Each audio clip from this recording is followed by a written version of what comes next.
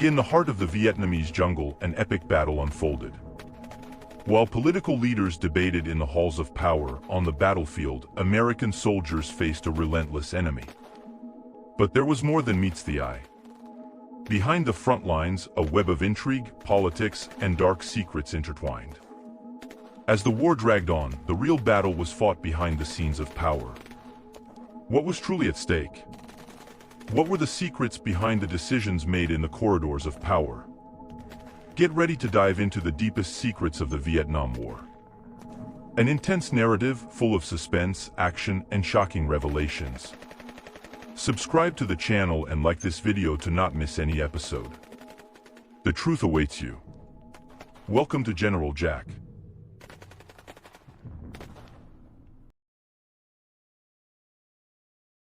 In the year 1965, a multitude of American soldiers marched toward Vietnam, prepared for war. The skies roared with B-52 bombers and the constant throb of helicopters. Hope echoed among them, believing their superiority would be overwhelming. However, the dense jungles and swamps painted a different narrative. Combat proved to be an exhausting battle, where casualties were constant and the element of surprise rarely on their side. In the scorching heat of summer, 50,000 soldiers landed in South Vietnam, part of a force destined to support the local government against Viet Cong insurgencies. The American strategy was clear but cautious. While air power roared over enemy territory, the approach on the ground was gradual. Since late 1964, the U.S. had already initiated secret bombings on North Vietnam's supply lines, extending their reach into neighboring Laos. With the onset of Operation Rolling Thunder in 1965, the attacks intensified. However, the main targets were not enemy capitals but strategic points that undermined Viet Cong support. President Lyndon B. Johnson did not aim for a traditional victory. His goal was to avoid the defeat of South Vietnam. In the corridors of power, discussions boiled as American leaders debated the next steps. Uncertainty hung in the air, each action bringing a wave of suspense, a glimpse of the unknown. Vietnam had become a chessboard where every move could alter the course of history. Subscribe to the channel and like this video to not miss any episode. The truth awaits you. Welcome to General Jack. The scene is tense in Vietnam. North Vietnam refuses to negotiate while foreign troops remain in South Vietnam. It seems that combat, not diplomacy, will be the way forward. American General William Westmoreland faces a monumental challenge: to develop a strategy to drive North Vietnam out of South Vietnam with the least possible cost to the U.S., both politically and militarily. The situation is complicated. Political considerations limit ground warfare to South Vietnam. Any direct invasion of North Vietnam could provoke Chinese intervention, as in the Korean War. Additionally, the president prohibits cutting the Ho Chi Minh Trail in Laos and Cambodia, making it difficult to isolate the battlefield. In the United States, the debate rages on. Two strategies are in focus: conventional combat operations or counterinsurgency. While some support the counterinsurgency approach, Westmoreland believes this would require more troops and give an advantage to the Viet Cong. Instead, he plans a strategy of annihilation. His goal is to take the fight to the Viet Cong, eliminate them in large set-piece battles, and inflict so many casualties that North Vietnam can no longer sustain the insurgency. It's a strategy of rapid attrition to achieve desired goals. What the future holds in this complex battle is uncertain, but one thing is clear: tension is in the air, and the challenge is enormous. U.S. troops head into the field, but they don't stand still. They embark on search and destroy operations, ready for whatever comes their way. It's a meticulous mission, house by house, village by village, as they move northward. The target? A cluster of huts, possible hideouts of Vietnamese families. The main objective, to find military-aged men who might be VC. But things aren't so simple. So far, they've only come across women, children, and the elderly. Suspense builds as the search continues. Are they hiding or have they slipped away? It's an uncertainty that keeps everyone on edge. Meanwhile, behind the scenes, a significant shift is taking place. Robert McNamara, Deputy Secretary of Defense, introduces new management methods.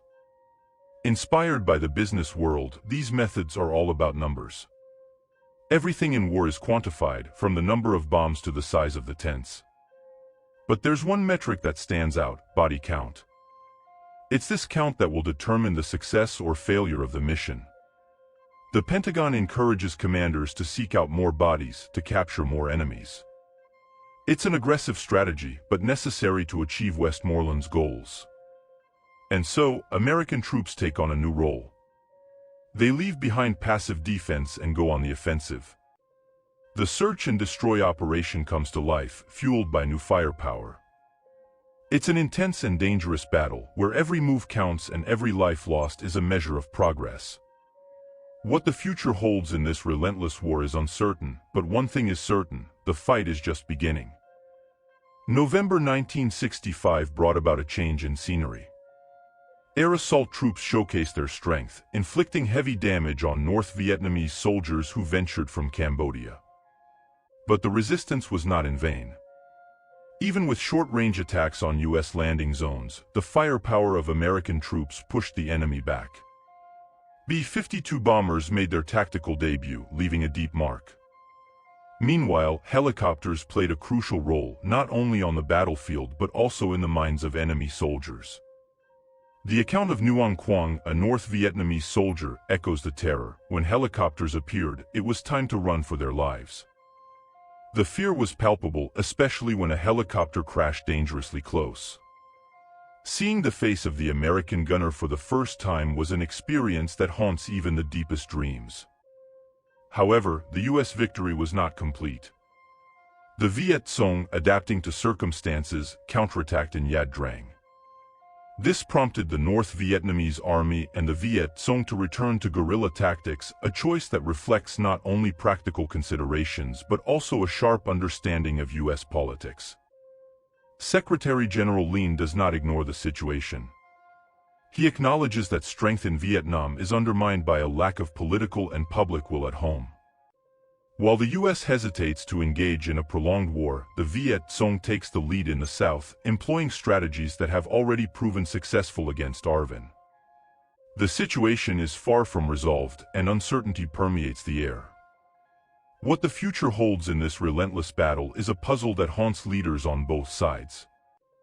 The Vietnam War is a true technological battlefield. On one side, we have weapons like the AK-47 automatic rifle and the RPD machine gun, while the Viet Cong sometimes armed themselves with even World War II equipment. But make no mistake, they also have access to more modern armaments, supplied by the Ho Chi Minh Trail, the Soviet Union, and China. Bombing protection? They have that too. Engineering troops, anti-aircraft systems, and even fighters like the North Vietnamese MiG-21. Lu Hoa, a Vietnamese ace, wasn't afraid to face American pilots after shooting down an F-4. The psychological factor is key in any battle, and he felt confident knowing that if he needed to eject, he would be in his own territory. Their strategy is simple: attack when the situation favors them. They neutralize our technological advantages with patience and surprise. While helicopters dominate the headlines, the truth is that the combat is low-tech. The Viet Cong are skilled at bringing them down or attacking them when they are vulnerable. Imagine the scene: helicopters flying over the LZ, ready to unload troops. Suddenly, machine gun shots echo from the northern slope. Explosions hit the helicopters, one after another. It's total chaos, and the risk is high. The U.S. loses thousands of helicopters during the war, half of them due to enemy action. To reduce the risk, helicopters drop troops in safer locations. But even then, the battle continues and danger is always lurking. The Vietnam War is a trial by fire for all involved, where technology and strategy meet on a deadly battlefield. In the savage Vietnam War, weapons were varied and deadly. From the reliable AK-47 automatic rifle to rocket-propelled grenades, the Viet Cong were well armed, even with equipment from World War II. But that wasn't all. They also received modern support from the Ho Chi Minh Trail, the Soviet Union, and China. Americans faced not only the weapons but also the enemy's skill. Ace Lu Hua, with a psychological edge after downing an F-4, revealed that the mental factor was crucial. Knowing he was fighting in his own country gave him confidence and unwavering determination. The Viet Cong's strategy was cunning. They attacked only when they had the advantage, neutralizing enemy technology with patience and surprise. Despite helicopters dominating the headlines, the combat was low-tech.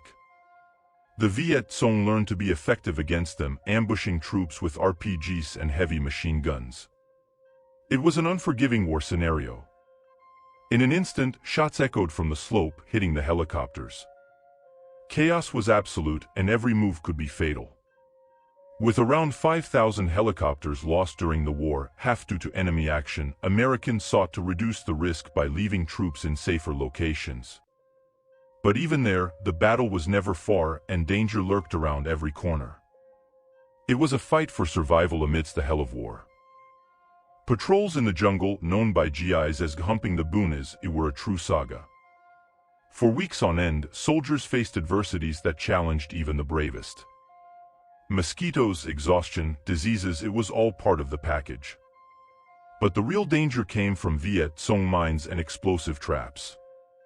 A soldier, only 19 years old, described the palpable tension, the certainty of stepping on minefields and the uncertainty of every move. The Viet Cong had their own tactics, initiating most attacks and escaping before air support could arrive. Friendly fire was also a constant danger. Entering a village, soldiers found themselves under enemy fire, only to discover that the Viet Cong had already vanished. It was frustrating and dangerous. Weapons were also a struggle on their own. The M16 rifle, sensitive to variations in propellant, often malfunctioned. But with modifications and proper training, its reliability improved. The M60 machine gun also had its ups and downs. Valued for its versatility but criticized for its reliability decreasing with wear. This explosive mix of stress, exhaustion, and frustration was always present. Uncertainty hung in the air with each patrol. It was a constant struggle where the enemy often vanished like a ghost in the jungle. The tensions in Vietnam were palpable, especially for American troops. With an average age of just 19, many were fresh recruits, arriving individually or in small groups, without the cohesion of full units. The high turnover of officers meant that combat experience was scarce and constantly needed to be relearned. The pressure of combat against an elusive enemy and tense peers was constant. It's no wonder that some American soldiers, under this pressure, engaged in acts of violence against Vietnamese civilians. The hostility or ambivalence of the locals led some to doubt local support, undermining belief in the nobility of the war. Philip Caputo, a Navy officer, described this disillusionment. As they marched into the unknown, carrying backpacks and rifles, noble convictions faded. The desire for retaliation often resulted in acts of violence against locals, a mixture of anger and frustration at the lack of control over the situation. In 1967, Daniel from the State Department witnessed this frustration on a patrol that destroyed a civilian house. The desire for destruction reflected uncertainty and confusion about how to act in the face of an invisible enemy. It was a war where the lines between friend and foe were blurred, and morale often got lost in the dense jungle. The Viet Cong's violence struck not only the military but also the South Vietnamese civilians. With the escalation of the war in 1965, VC support weakened, leading them to resort to coercion and political pressure to obtain supplies and intelligence. Lay Slip, a South Vietnamese villager, faced this brutality. To her, the fear of the Viet Cong was as intense as the fear of the Republicans. Republicans were like elephants, obvious and predictable, while the Viet Cong were like snakes, sneaky and treacherous. Meanwhile, on the battlefield, U.S. troops faced the enemy on their own terms, causing significant casualties but paying a high price. North Vietnam's attrition strategy was effective, but General Westmoreland wouldn't admit public defeat. With inflated numbers of enemy casualties, he maintained the illusion of progress. However, the reality was grim. Search and destroy operations like Cedar Falls and Junction City resulted in high numbers of enemy deaths, but the true situation remained obscured.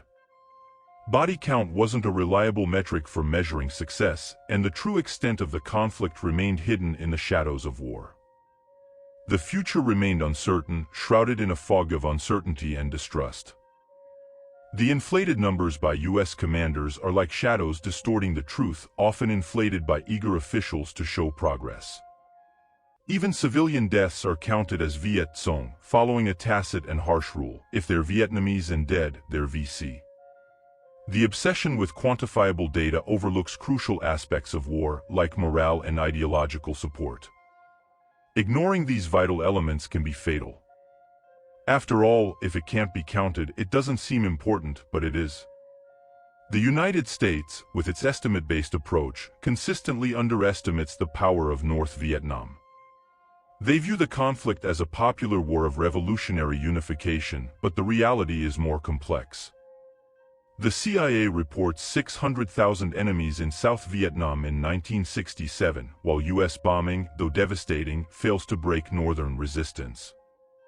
The bombings, besides being costly, exact a high human and political cost. Every dollar of damage caused requires $99 to be paid. And it's not just that. The U.S. obsession with body counts has negative effects in other areas, undermining credibility and obscuring the true nature of the conflict. While the numbers rise, the truth hides in the shadows, waiting to be revealed. The price of war is high, not only in terms of lives lost but also in terms of trust and integrity. And while the numbers are manipulated and the bombings continue, the true essence of war remains shrouded in mystery. By late 1967, American support for the war is waning and international opinion is turning against the U.S. In countries like Sweden, India, and Japan, people now publicly praise the resilience of the North Vietnamese. Meanwhile, Westmoreland and Johnson embark on a public relations tour across the U.S., trying to convince the people of their supposed successes in Vietnam. Westmoreland claims that Viet Cong ranks are dwindling, but the end is near. But the reality is different. In the early months of 1968, this assertion proves disastrously wrong. The Vietnam War becomes a prominent example of proxy warfare during the Cold War, as superpowers avoided direct confrontation, fearing nuclear war. As nuclear arsenals expanded, the Soviet Union pursued its vision of nuclear communism, building entire cities to house a new atomic elite that would drive unlimited energy production. But behind the facade of progress, a dark conflict was underway, and its consequences would be felt worldwide. The escalation in Vietnam, however, was far from over. While U.S. political leaders tried to maintain a narrative of success, the reality in the jungles was very different. Confrontations escalated and casualties mounted on both sides. Meanwhile, on the battlefield, soldiers faced increasingly greater challenges. Ambushes were frequent and the Viet Cong always seemed one step ahead, making the most of the treacherous terrain and dense vegetation. American soldiers, many of them newcomers with little experience, struggled to adapt to this new reality. The constant pressure, fear, and uncertainty began to take their toll, affecting not only their morale but also their effectiveness on the battlefield. Meanwhile, behind the scenes, geopolitical tensions continued to rise. The war in Vietnam was a flashpoint in an already tense world, where global powers competed for influence and power. And so, the war in Vietnam raged on, casting a dark shadow over the world, with its end still uncertain and its consequences unpredictable. As conflicts in Vietnam escalated, political leaders faced mounting pressure from public opinion and the international community to find a peaceful solution. However, the war continued to wreak devastation and suffering, with no end in sight. Meanwhile, American soldiers fought bravely against a determined enemy, facing constant challenges and sacrificing much for what they believed to be right. But despite their heroism, the war seemed to drag on endlessly, with no clear outcome in sight. In this tense and uncertain scenario, supporters of the General Jack channel are invited to subscribe and like the video to not miss any future narrations. Join us for more stories, analysis, and reflections on pivotal events in military history. Together, let's explore the winding paths of war and peace.